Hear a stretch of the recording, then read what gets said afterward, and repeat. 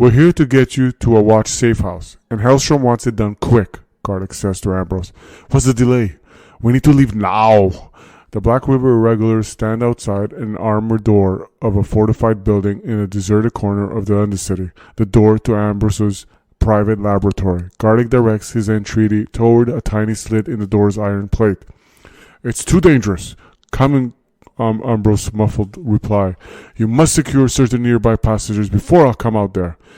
Those smugglers Hellstrom arrested, Canis says, stepping up to the door. They're coming for you, and they're coming tonight. I told you I'm not coming out until you've closed off those passages, Ambrose says. Are you mad? Canis says, her frustration mounting.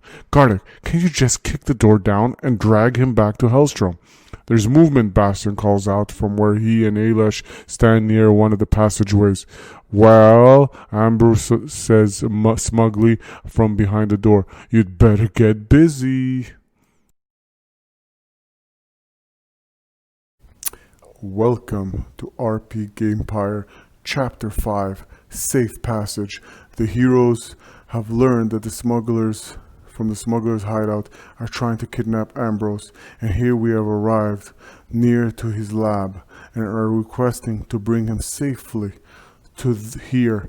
But now Ambrose is there and he locked himself in and he said, you must close this 2 passages at least out of the 4, as there's 4 passages right here, before I feel safe to leave the lab. And now here there is this control room that pretty much can lock or open the passage right here. As you can see, there's a gate that can go straight here safely, directly, instead of having to do the whole run around loop. So the heroes have it kind of full for them, and it's going to be tough, but they have come with someone new this time that has Canis Gormley, a gun mage duelist. She's from the base core game, and she's one fancy redhead, as she will join the group in aiding them to successfully bring Ambrose to the city watch Hellstrom has requested for his safe passage, and we are willing to do it, as right now things are heating up and something's odd or afoot going, because we hear some dragging of the foot, and nowhere near do we see what this terrible foe, but we have this eerie feeling of something dreadful is coming. And more importantly, we seem to have been running into these generic foes that just won't let up, as the heroes have become mightier and stronger. But yet, not every foe comes lightly, as I fear there's some epic foes are yet to come and confront the heroes and put a fight to the end, as they try to kidnap Ambrose, and we're here to safely bring him to Hellstrom. Let this mission begin, and let us bring him to Safe Passage, Chapter 5. The first event for this round is ominous silence environment, no special effect. So we're going to leave this to remind us that red is the priority, and now we're going to begin this round. Also, the heroes are much mightier, they have much more skills, much more abilities, and each one will take their round, or their turn more importantly, cautiously, as they put their maximum output against the foes and villains. So let's begin this gameplay, and we're first going to learn that Canis Gormley is the first one to take action, as she has initiative 15. So the first thing she's going to do, she's going to turn around, she's going to go behind us, and she's going to take action against those 2 right there. But before she's going to take, she hears Garlic screaming from the other side. And right now, as we always know, this dice will decide what type of foe we're going to face, and this one at what gate it's going to spawn. And it's a 5-4. So let's see.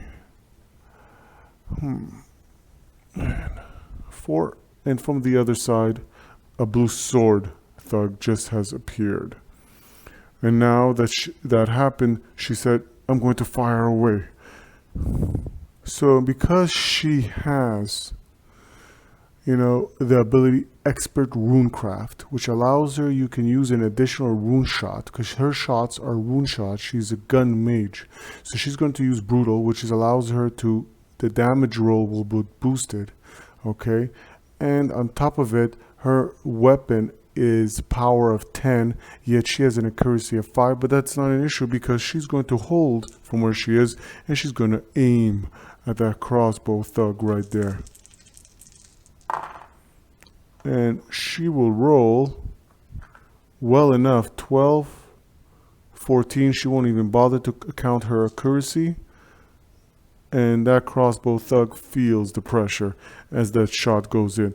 Now she will use her brutal shot, rune shot, to pretty much ensure that that crossbow thug doesn't survive. And it's well sufficient. That's 8, 9 plus the 10. It's called an overkill. I'm impressed. Yes, Alish, I know. Alright, so he's removed from the board. Alright, and that's 1 XP for the amazing group. And now that that happened, and she did her turn, let's see if she could do anything else. So she will discard a feat card. And that feat card is just to allow her to do a trick shot. And that is once per round during your turn, you can discard a feat card to make additional range attack against another target at the same space as your first target. So that thug has it coming for him. And I'll leave it at that. So now let's see what pretty much happens. And she will roll. Again, it will be an aim shot because she is holding and she's not going to move. It's going to be against the sword thug. And that will be well sufficient because that's a 9. 9 plus 3, okay, is 12. And I won't bother with the accuracy, okay? Now that she did that, she has, because of brutal, rune shot, she will do that extra damage. Oof. Doesn't matter, the power is 10 of that weapon because she has the heavy mage lock, which your magic lock pistol is power 10, and she's very happy. So this sword thug is out too, and that's in 1 swoop, by the way. So we just begun the fun, and already she has shown what a mighty woman she is. Damn redhead. She is one crazy girl, but I'm loving her already. She has shown what she can do. So now that she's done that, let's see what the villains will do. For the villain action, we will have the Cutthroat Clash. Activate a Gobbler Cutthroat. Silence. All I hear is silence. If there are no Gobbler Cutthroats played, activate the 2 melee villains farthest from you. That's not what I wanted to happen, but okay. So, the 2 melee villains farthest from you. So we're going to do this one first. And what he's going to do, he's going to rush in here. And he's going to be a nuisance because he can't do melee. So he's going to rush there. And don't forget, the control room becomes a priority when they do pursue. And that's what they're going to do. They're going to do pursue because pretty much, well, they can't do rush. And I shouldn't use the word rush. But the thing is, he couldn't do melee. He couldn't do rush. He will pursue. And because he will pursue, he will take 2 steps forward. But he will do in the control room. And he will shut the gate. So it's going to kind of complicate it for us a bit. All right. And that will be the villain action at this point. And now we will see what spawns as it's going to be Alush's turn as he hang around to reassure of Gardick's success, as now Colby went back to see the City Watch Hellstrom to see what kind of villains have been occurring around and in the Undercity. Oh, sorry. Bad roll. So we'll do that again. Again, this says what type of foe, and this is where it. So 5-4 and 5-4. Okay, so this will spawn at 5, gate 5. And we have another thug just lining up there. And now it's Ailish's turn.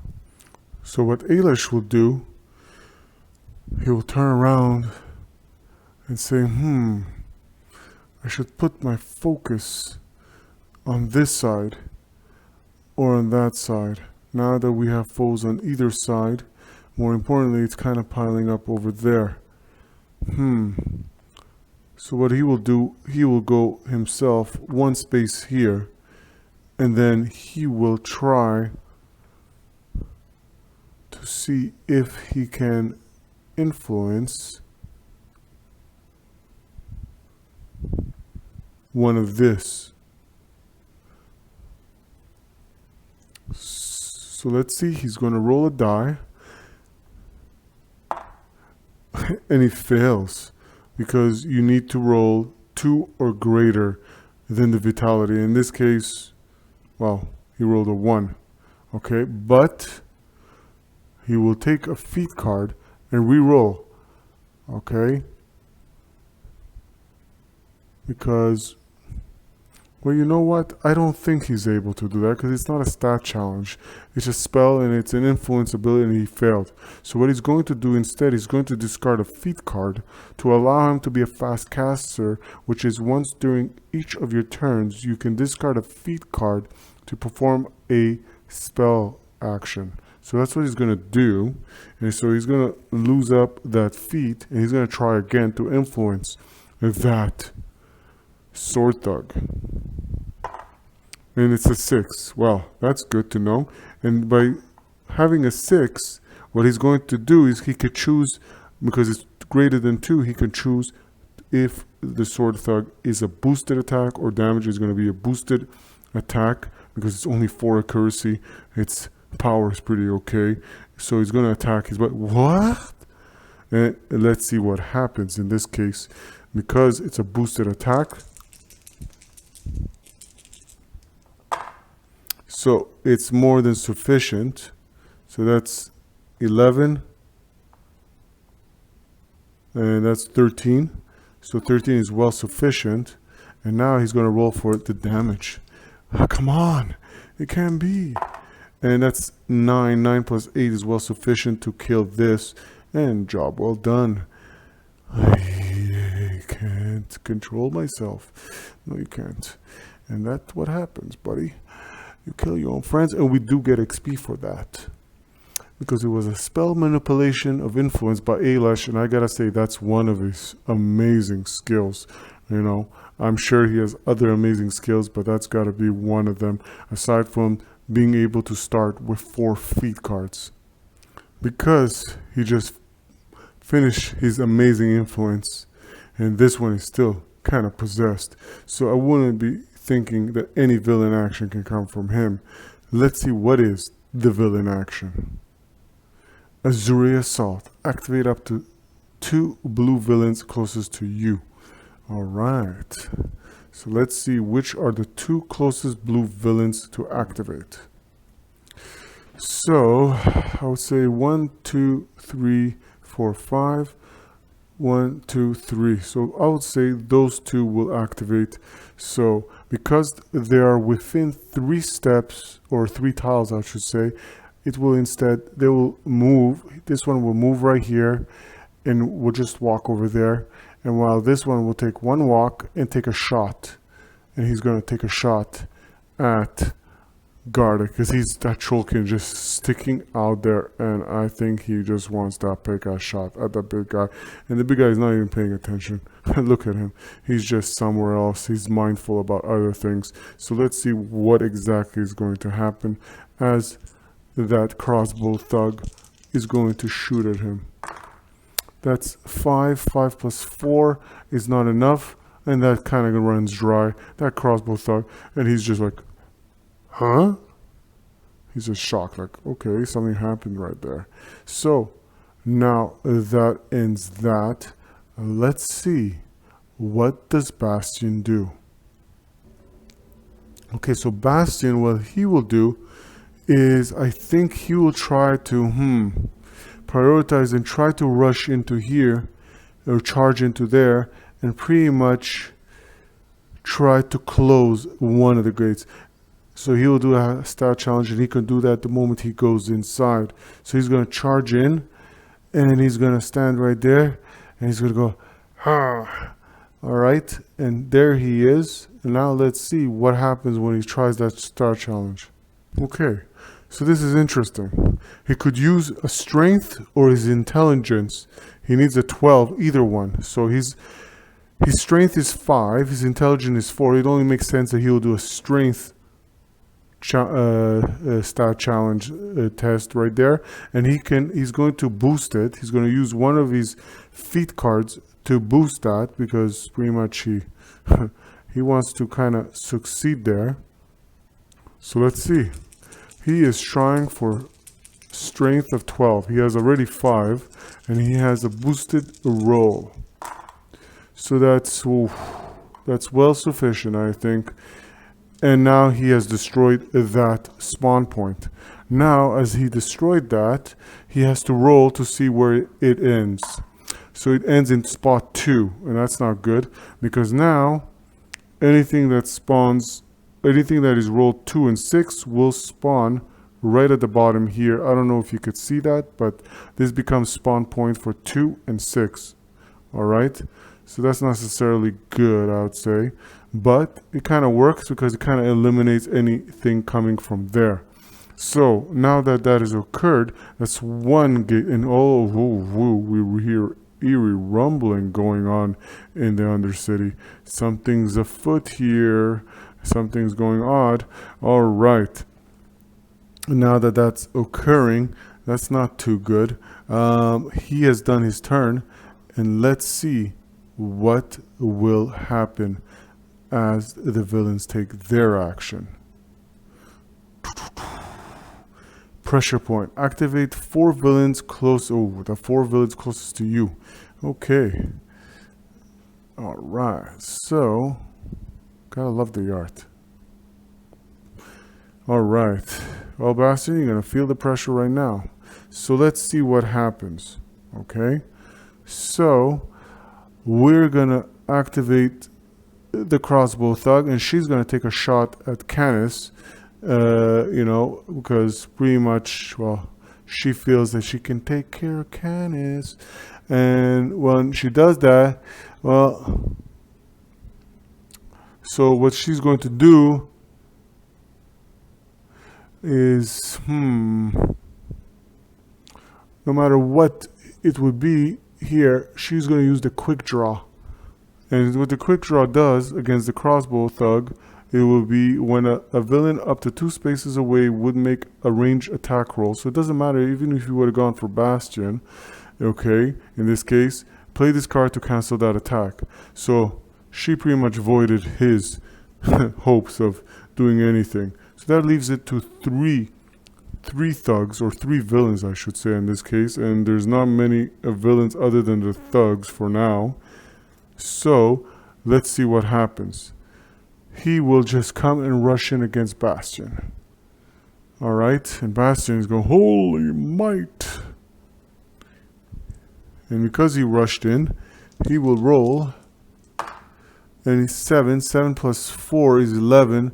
And his defense is 12. And it's nowhere close. Nothing occurs right there.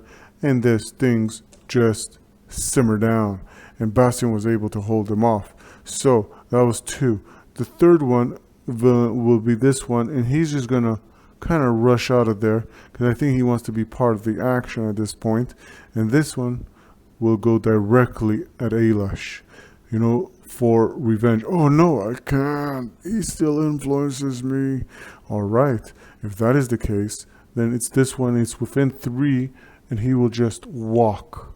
And all 4 villains was activated, and now for the final action, the leader, the fearless leader, the one that has been always putting the killing blow in the last scenarios, the amazing, the one and only Garlic Stonebrow, or Stonebro, as one would say. So he will now take his action. But before he takes his action, there's a roll, and it's a 5 and 4. Another sword thug will come out of mist, and it's going to be a red one, and he's going to spawn right here. Let's see what Garlic will do. So what Garlic will do, which because he can't do really that much for now, because of the mere fact that, well, he's pretty much a little too distant away, but he wants to come here and close this gate. So what he's going to do is going to charge in, and he's going to come right here and charge a little further than Aylash, just to protect his real boss, because we know for the Black River Irregulars, Colby and Aylash are really the bosses of that mercenary group. So what he will do is just stand there and go, "Come to me if you dare." So let's see, what will the villains do? Crimson Carnage. Activate up to 4 red villains. Oh boy. Oh boy. Now, it all can say that he's still influenced by the mind of him, but he was able to somehow break loose from that and long enough and charge in against Garlic. And now let's see how Garlic will handle him as he charges right into him, and he will roll against Garlic. Stonebrow. And that's a 5, 7. 7 plus 4 is well sufficient because Garlic has a defense of 11, and now it's a boosted attack. So let's see what happens. And it's a clang, and nothing can happen because thick skin of Garlic Stonebrow, the first attack of power 8 or less that hits you each turn causes no damage. Do not make a damage roll. Huh? Yeah. Fear me. What a powerful, powerful Garlic. So with his thick skin, he was able to kind of ward off from any damage occurring there. Now, not that he has an issue with an armor of... against melee, he has armor 18. And if he wants, he can burn feat cards to make it even greater. But that is aside from it. And now, as we know, the other red foes will take a leap. And this one will decide to come after Bastion also, as he changes his direction and decides to, you know what, let's take down this holy one, because he's the one, the very reason why they still stay alive. That's 10. 10 plus 4 is well sufficient against an armor or defense of 12. So let's see what happens when he goes and he attacks. To allow anyone within this way to ignore free strikes this turn. Okay, but there's no free strikes. So let's see. So let's see. That's 8, 9, 10. 10 plus 8 is 18 against an armor of 15. He will do 1 damage to Bastion, and Bastion will gladly take and shrug that damage, annoyed as he is. And he has 1 damage against him. Now let's see what this one will do. And this one will just charge this way. Okay, as he tries to catch up and see what is going on around here. You know, and he's probably confused, going, wait a minute. They're all on the other side. Let's go this way. All right. So that is for all the red foes here. And they have done not bad, but nothing serious, as the hero still set foot. Now, let's go to the next round.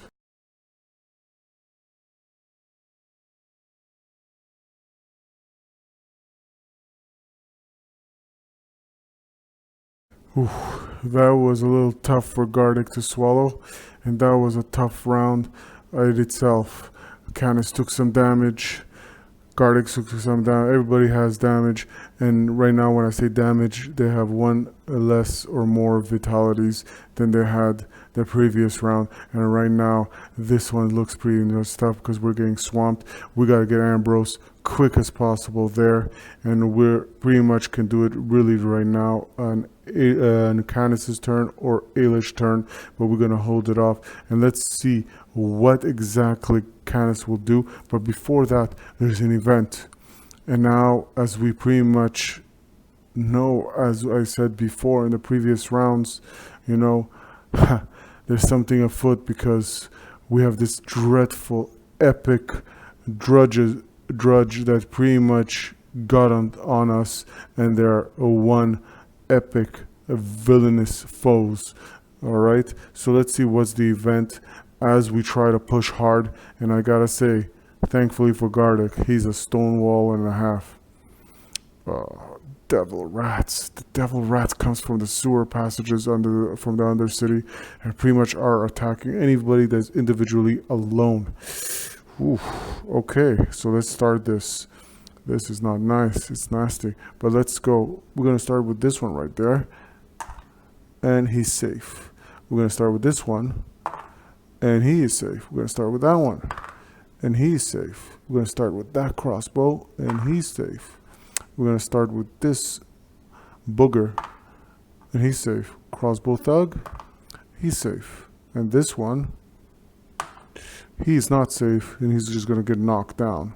Okay, because they take damage, they don't get incapacitated. They have resilient fresh. They gotta take 2 damage in order to be pretty much removed from the board. All right. Now Ailish will also roll, and he's safe. Bastion will roll, he's safe. And Candace will roll, and she's safe. And the rat swarm event pretty much puts us where we don't want to be, but except we held off and we're safe, and not too many events are left. All right, we have 2 more events after this one, and pretty much we better do it right. So now that we did that, Candace can do her turn, and let's see what she's going to do. And without fear, she will take priority because these ones are just bad. Now, when you shoot someone that's down, it's automatic hit first of all. All right, so now all she has to do is just go for the attack. But before she does that, she hears something dreadful is coming afoot, and that's 2-2. All right, so now let's see where 2-2 will come, and 2-2 will pretty much be here. But let's see what's a 2. Oh boy, oh boy, oh boy. And that's a blue priority, and that's going to be another one of these epic drudges. And don't forget, the epic drudge, if you forgot, the epic drudge, again, like I showed in the previous round, has an armor of 15. Okay, so it also has guided, which is this character gains +1 accuracy while in 2 spaces of cephalak. Thank God there isn't one. Okay, sounds like a freaking disease. And resilient flesh, which we know that from the undead. All right, and they pretty much are almost like the undead in my opinion. So this didn't go too well, but let's see what Candace does at this point. So she automatically hits this incapacitated drudge right here, who is just trying to get up. She will fire at him, and at this point she will use the brutal rune shot, which is the attack gains a boosted damage roll. Okay, don't forget her mage lock pistol is power 10, which is kind of almost deadly as it is. And if that doesn't add to it, she has also the death bolt rune shot, which she could also have at the same time as she fires away. And if the attack hits, which she did, the target takes 1 additional damage. So he's already dead without even rolling. So at this point, he gets removed, and she gets to the team another amazing XP. All right, now that we did that, okay, let's see what she's gonna do now before the villains take her action. Well, if she wants, she can move, but she, even after she made this attack, but you know what? She will stand fast and she will not do anything. So at this point, she will just stand there and aid her team to ensure that they successfully get to complete and move in this foe. But you know what? He didn't move yet, Ambrose. So what she can do, she can pretty much, because she successfully attacked, she has this skill at this point that she can do a swift hunter. What happens is, play this card after you incapacitate a villain with a range attack to move one space. And that's what she's going to do. She's going to move one space. Oh my gosh, she's been so deadly in this scenario. She's going to give him such a safe passage. So she's going to move here. He's going to charge into here, okay, because he's able to charge. And he pretty much charges there. And now let's see what will happen, because at this point, you don't see him right here. But let me show you, pretty much now that he's here, if he activates, which means the next, we could say the next round, and he activates there, it's pretty much game over. He got there safely. He's just catching his breath before he leaves. So now the heroes just has to stand their ground. Let's see what the villain action will be at this point. Activate the 4 villains farthest from you. Whew, okay. Let's see. The farthest from you, and that was Canis' turn. Well, he's for sure one of them. He's for sure... Well, 1, 2, and I'm going to say he jumps right into here. He's going to attack Gardic. Okay. There's no questions there. And that's 5 plus 4. Nothing happens. And then that was 2. And then I'm going to say, farthest from her. This one is farthest. 1, 2, 3, 4, or 1, 2, 3. So I'd say those 2. And they're 3 spaces away, so I would say they come right here, both of them. So all 4, and there you go. So I say that's pretty much what's going to happen. Because the blue is priority, I say those villains just kind of came too close, and we got to now do something. And now it is Ailish's turn. So let's see what Ailish will do. And Ailish, will try to play it safe. But before that, you could see the dust unsettling within the Undercity. Something is afoot. And 2-2. Oh, 2-2 again. Whew. Okay, that's not good. All right. Okay. Now that they're... Okay, calm down. So now let's see what Ailish will do. Ailish will keep it simple, I think. Even though when you charge in, you're not able to do any thing of a range attack or a spell, because you can only do melee. He has an ability of a fast caster. So once during your turn, you can pretty much discard a feat card to perform a spell action, and that's what he's going to do. So he's going to do something crazy. He's going to come right here, all right, and he's going to try to influence with his spell, pretty much to make sure that this foe right there will pretty much attack the surprised sword thug very soon. So let's first discard that feat card, and we're going to use this one, all right. And because we did that, now we could roll and see if we managed to influence this, and we did 2. Whew. Okay, you see the roll is 2, and as influence is choose a non-significant villain within 2 spaces and roll a die. If you roll higher than the villain's vitality, that villain makes an attack against any character in its space. If you roll 2 or more higher than the villain's vitality, roll 2 or more. Okay, so pretty much I didn't. So it's going to be just a regular attack. He's going to turn around and try to strike him. And he's going to be all surprised. He's already surprised. Look at him. He's all shocked and scared. He doesn't know what's coming in his way. Let's roll as you influence. Fight for me. With the might of influence. And he rolls 6-6. Wow, 6-6. What a roll, 6-6. And the Drudges' accuracy is 5. It's well sufficient. It's just against that one. And now he's going to roll just a regular attack, and it's 4. But he's no worried because his power is 13. 13, and that's how, you know, pretty much the heroes have taken much of the damage they've taken.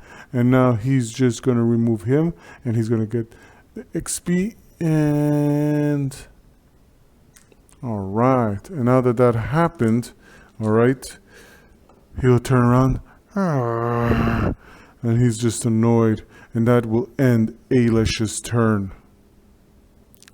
Let's see what will be the villain's action. Cutthroat Clash. Activate a Gobber Cutthroat. Interesting. Alright. And the booger is right, I mean the Gobber is right there. Epic Gobber, that is. Alright, so he's going to, pretty much because he can't do melee, he's just going to rush in. He's going to take Bastion, and he slashes twice with his dagger. So let's see what happens. Alright. Let's see. Will the booger or Gobber be able to? 2 plus 2 is 4. 4 plus the 5 accuracy of that dagger. He pretty much misses, not even close. Bastion just looks at him and shrugs it off and moves back a bit. And the booger comes in again with his second dagger, rolls again, and that's 6. 6 plus 5 is 11. It's still not enough, and Bastion just held amazingly so. So now it's Bastion's turn, and Bastion will roll to see what cometh from the doorways nearby. So 2 and 5. 2 and 5. And that will be...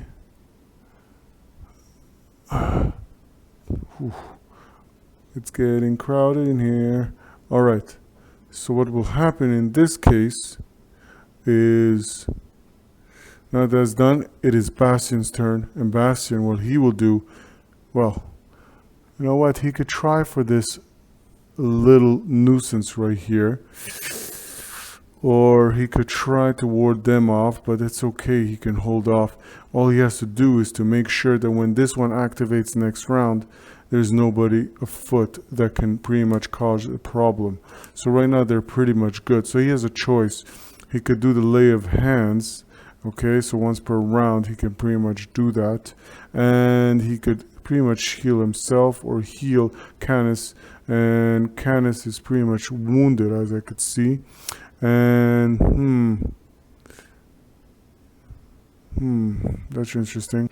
So Bastion will use his Blade of Radiance to pretty much with Holy Smite to take down this foe, and he will roll 3 dices, but now he's going to also boost this attack to ensure that he successfully takes down this Gobber, because it's a nuisance, and especially that it has 2 attacks. Alright, its defense is 14, and that's what makes it more dangerous than ever. So roll 4 dices. So 6 for 11, 15. It's more than sufficient, even without the accuracy of the mace, and pretty much it's a successful hit. And now he will roll for his damage, and that is well sufficient with the 8 of the power of the mace, and more importantly with this too, because you remove the lowest. It's a hit, and this Gobber has, that was not enough. That's only for 1 damage, I believe. And because the Gobber armor is 11, no, actually it's more than enough, and it takes 2 damage, and this gets removed because the armor is 11 of the epic Gobber Cutthroat. So 2 XP gets added. Bastion, well done. Smiting with your holy might. Alright, so now that we did that, more importantly, he's going to stand here. Let's see if he could do anything. And you know what? He will use on Canis. He'll sacrifice a feat card. Okay. So he could say, play this card to heal 1 wound on any hero in your space to take a free revive. Okay.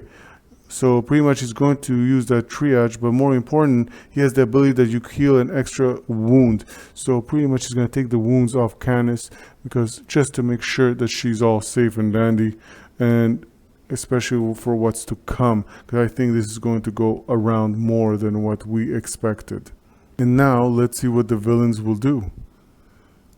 Activate up to 4 crossbow thugs closest to you. Okay. All right, crossbow thugs. Okay, so that one will be the first one to shoot, and it will shoot Alash. But before that happens, let's see, because again, the heroes have so much ability, so much power. They're well experienced, and they're fearsome in their own way. No villain, even epic, can really fight them on as a group head on. Okay, so pretty much he will take that shot as planned. So let's see. It's going to be an aim shot against Alash. And Alash defense is a 13, and that's well sufficient. 9, 10, 11, plus the 4 accuracy. Now let's see what he does for damage. And Alash's armor is 14. And that's a 5. 5 plus 8 is 13. It's not enough, and pretty much Alash defends well, or I should say his armor is well guarding him, and he managed to take out. So now there's still all 4 crossbow thugs, and there's only one more actually coming, and he will take 1 step right here, and he will try to shoot at Canis. And Canis has something called quick draw. When a villain up to 2 spaces away would make a range attack roll, play this card to cancel that attack, and that attack just gets canceled. And you know what? That's good enough. Let's make sure nothing happens. It's all safety net, and that ends everything. There's no other crossbow thug, and it's going to be now pretty much amazingly so. It's Gardick's turn, and Gardick is like kind of well surrounded there. So the first thing he's going to do, he's going to actually, you know, he's going to sacrifice a feat card to pretty much, first of all, heal himself. And luckily, as a troll, he's able to regenerate himself by 2. And now that he did that, give me 1 second, and he did that. I feel better. All right, calm down there, dear troll. Now what he's going to do on the next step is pretty much, first I got to remember to always replace the feat cards once feat cards are used. All right, because it's kind of, well, defeats the purpose there. So at every end of turn, or at the start, or during the pretty much the turn of any character, just give him that extra feat at the end of the turn once he finishes. So just remember to do that. So now pretty much Gardick, what he will do, he's kind of looking there and he's thinking, I'm getting kind of surrounded. Why am I always being the meatball here? Or should I say the punching bag here of everybody? First he's going to see what spawns around him. And it's a 3-1. So let's see. Whew. 3-1. 1-3. So 3-1. Oh, it's a booger that shows up right here. Ooh, that's not fun. All right, that's not fun. Okay, but it is what it is. So Ambrose, we got to eliminate that enemy for Ambrose to pretty much safely do what he needs to do to get out. So we're gonna have to eliminate that booger at some point now. But that's not an issue. So let's see what do we have to do for Gardick. Gardick will pretty much, well, just to make sure that he's able to do it, what we're going to do is we're going to boost his attack roll, which is 6, right? Is it his attack roll? No. What we're going to boost instead is his You know what? He's damaged. So let's see if he's able to hit 12. 12. All right. Shouldn't be a problem. 12 armor. I mean defense. 6, 7. Whew. Talk about chance, because he's fighting him. He's going not too tough. And that's 7. And now he has to do pretty much serious damage. So what he's going to do is, just to explain to you, he has the axe he's using. He can attack twice, by the way, but he's a boosted attack with a power of 9, and he's going to use his great strength, which is able to use 2 great strength in the same turn, and he's going to use the additional damage die on melee damage rolls. So instead of rolling the usual 2, he will roll 3. But instead, because he boosted that damage, he will roll 4 dice. I just won the insurance policy against this, and it's well enough. Look at that. 12 plus the 9 of the power, just well sufficient to pretty much obliterate that. That's the deadliest foe that's there and the biggest nuisance. And we managed to do that. But we're not done yet, by the way, because he has 2 weapons and he can attack again. So that would just remove that and give an added XP to the group. And that will be 2 XP, by the way, because when you do that, you pretty much get 2 XP when you do overpowering damage. Like if it was knocked down and you did 1 damage, you would just get 1 XP. Alright, but because of you swiped him in 1 amazing axe swoop, and that's what Garlic did, amazing leader as he is, and that's why he gets 2 XP instead of the regular 1. So what he's going to do, he's going to try to take out one of this nuisances right here with his shield as he bashes them. Like he goes, all right. So let's see what happens when he tries that. And at 6, 8, he hits, gladly so. So now let's see what happens when he goes to damage him. All right. And that's 8. 8 plus 6 is well sufficient. He will take this one out for an added XP. And when he does that, he's also going to do something called overtake, which will use like his last feat card, by the way. It's pretty much play this card after you incapacitate a villain with a melee attack to move 1 space. And he's going to do that. He's going to take a free strike from this guy, and he doesn't really care. And he misses. So it's not a big deal. How can you miss such a big fellow like him? We won't get into that. And he's going to take a new feat card because he just finished his round, his turn, I should say. And it comes close to the end of the round. And let's see what the villains will do at this point. Whew. And at this point, this is going to be a tough one. Activate up to 4 blue villains. This is going to be brutal. So let's see what happens. So activate up to 4. There's only 4 actually on the board. So we're going to go first with this one. And this one's tactic is only to rush in. Okay. So pretty much it's within 3 spaces. And there's no villain. So he's going to take a walk instead of a rush. And this one's going to take a walk. And this one pretty much will take an aim shot at Alish. Okay. Ain't so fun. Let's see what happens. And this one is for sure, won't even check. It's pretty much a hit. Now let's see if he damages Alish. That's more important. And 4 plus 3 is 7. 7 plus 8 is 15. And with 15, it's well enough. Alish's armor is only 14. And that's not enough to pretty much stand guard. Now last but not least, okay. Let's see if he does the damage. 4 plus 1 is 5. 5 plus 8 is 13. It's not enough to damage Alish. And Alish is pretty much good. But this one now will just... It will just, you know, with his weird moaning, try to attack Alish. And that's 4 plus 3 is 7.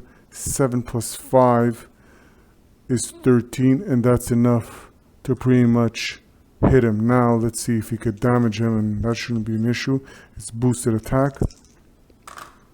And that's 7, that's 8, 11, 11 plus 13 is overkill, and Aylash will take 2 damage. And that is a little scary right there. Alright, and that brings him down. Alright, so that was done. That ends all the 4 blue activation, and whew, that was a scary round. But Gardic held through. Everything went well overall. The only nuisance now we have is this one, and a new event is afoot. So I think this would be the final round, but let's see what would occur in the final round. Devil Rat Swarms. Oh boy, it's another Devil Rat Swarms. Okay, alright, let's see what the Devil Rats would do. So, devilish little rats. Okay, so let's start first. Will you survive the wrath of the devil rats? Yes. Will you survive the devil rats? Yes. Will you survive the devil rats? No. Okay. Okay. And will you survive the devil rats? Yes. And, well, Garlic. Yes. And that booger. Yes. So everybody kind of survived, really, except for the exception of one sword thug, but that is it. And now it is, well, Candace's turn, and we need Candace to do some serious damage here. So let's see what she can do on her turn. So she has something amazing, and she's going to turn to him. She has something, even though she should take them as a priority right here, she's going to go after him because pretty much she has something that removes the resilient flesh. She has something called a Heart Stopper. This attack ignores tough and resilient flesh. So that means he has 1 damage. She's going to suffice to pretty much go after him right now. So let's see what she will do right now. Fire away, my lady. She will hold and she will aim. And let's see what happens. And 636 is pretty much good enough, and she will amazingly strike him. And now don't forget, his resilient flesh does not matter, only his armor is the issue, which is 15 by the way. But Canis has something called the Rune Shot Death Bolt. It guarantees a hit pretty much. So because it does an additional, if the attack hits, it does an additional damage. So it doesn't matter if he hits or not. So she's gonna roll the 3 dices and see if she manages to do anything. Sorry, Garlic. 6, 7, 8, 9, 10. 10 plus 10 because her power of the Mage Lock is 10, and that's 20. That's well overpowering and kind of kills them off. And she will gain another XP for the crew. And you're just awesome. And she held at that point, so she can't move. But let's see if she can do anything. And let's see. Once per round, you can discard a feat card to take an additional shot against someone in the same spot. Okay, but there was nobody there other than that ugly booger. So she will pretty much at this point hold. And she ends her turn. So let's see what will the villain action be. Remote Rumble. Activate the 3 villains farthest from you. Alright, that makes it interesting. So let's see, the 3 villains farthest from me. Canis. So this will rush in. And he's within 3, so he's just gonna walk this way. Alright, and that's 2, and the third one, which one is the third one? Is the furthest, and there's no really furthest. Oh, he is, so he's within 3 spaces, so he's gonna walk also. Sorry about that. Or will he walk the other way? But he will take priority to go this way. I think he wants a piece of her, and not in that way. So Ailesh's turn now. Ailesh has to do something very interesting here because he has to get rid of that booger right there, and that one is a nuisance. So how does he rid of him? So what he's going to do, Ailesh will turn around and see him. He knows he cannot influence him, but he must protect Ambrose. So what he's going to do is pretty much quickly, he's going to use a spell, and he's going to use the arcane spell, Arcane Strike, which is range 1, accuracy 6, power 9. He's going to boost the accuracy, and the reason why he's going to boost the accuracy is because, well, pretty much the Gobber's defense is 14. Also, he has Combat Caster, which gives him an additional die on attack rolls, okay? But you discard the lowest roll. So now he's going to be rolling 4 dices instead of the usual 2, just to ensure that he does it successfully. So let's see what happens. That's 10,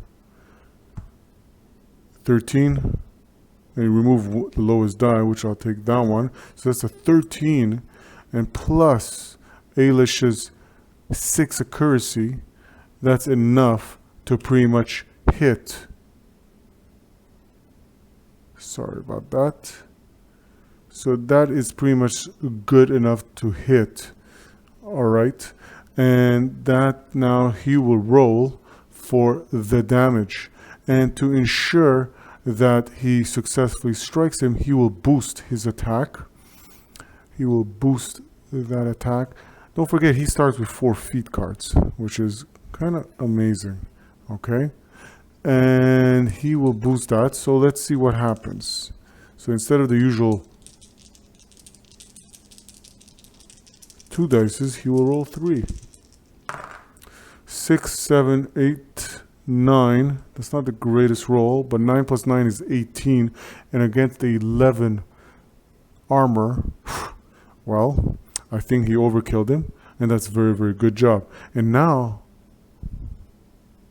ladies and gentlemen, group of amazing heroes with amazing feats. Ailish does the dance. He looks at him. I did it. I did it. Oh, yes, I did. So what he's going to do? He's going to move here because he's able to move after he does an attack. Okay? And that's what he did. And he comes here and he activates Ambrose. And he tells Ambrose, run for your life. And he does. And at this point, this amazing passageway mission ends. And chapter 5 comes to a closure. The heroes have managed to successfully bring Ambrose from one end to the other. It was an amazing, amazing feat. And I have to say also, on their venture, they have discovered something amazing. And they have unlocked the second chain to the undead dead man quest, which is of the stench of death. So we will soon return with this amazing, amazing heroes back to verify what exactly they've learned from the previous dead man walking scenario. Dead sleep, and they did sleep thanks to Gardic and the rest of the group, which were amazing, by the way. Hope you're following all the scenarios. Now that this came to amazing closure with their amazing vast experience, they have advanced and are coming slowly to learn what exactly is happening here as they question Ambrose, because things seem a little bit odd, but they can't put their finger on it yet. What a great, great scenario. What were those things? Bastian says, looking with Ailesh beside him. I have no idea, Ailesh says. Ambrose, what about you? The alchemist shakes his head.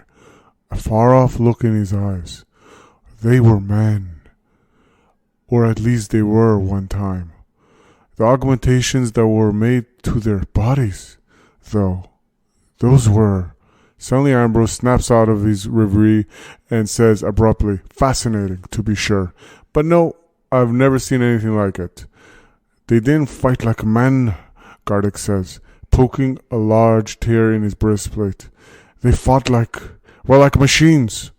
Let's continue this discussion inside. There's a safe house, Canis says, pointing to a squat 2-story building ahead with 2 uniformed watchmen standing guard.